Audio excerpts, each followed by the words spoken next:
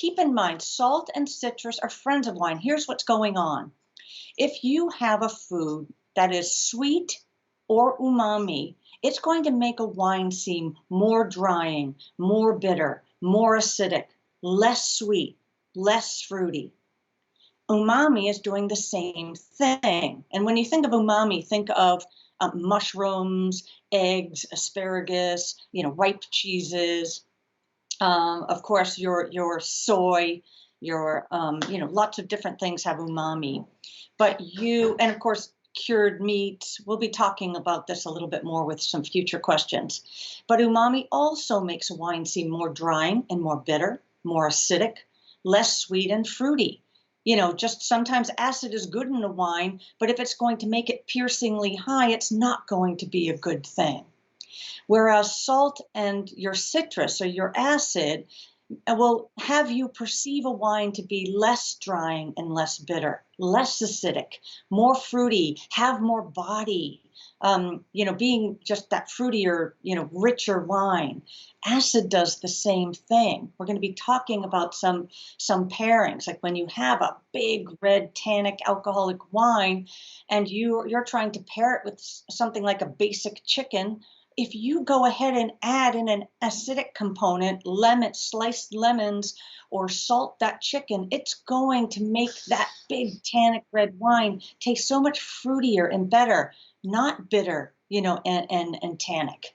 So you can really use salt and acid to make some great, pairings, even if you're just dead set on having that big red wine.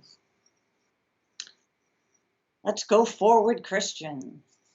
So, not convinced? I do have an exercise. Those of you who've taken WSET with us probably have done this with us.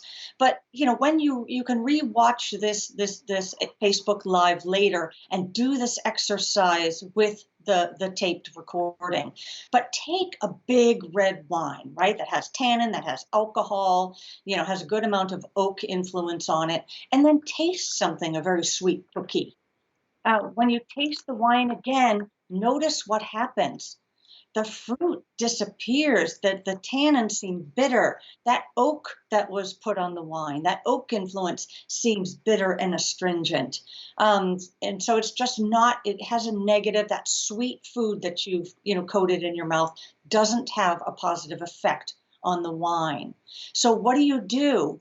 Well, this is a really interesting exercise because if we go to the next step, try it again. Get another bite of that sweet cookie all through your mouth.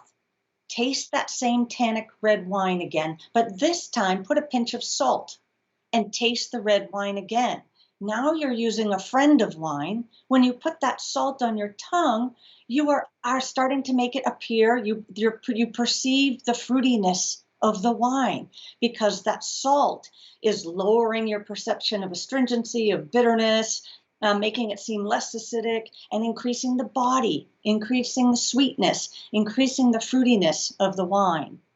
To complete the package, go ahead and do this again, but this time, if you would, Christian, with the next screen, do the lemon juice, add acid. When you go ahead and add acid, even if you just squeeze some lemon, and take the lemon and then taste that wine again, you're putting that wine back into balance using those friends of wine.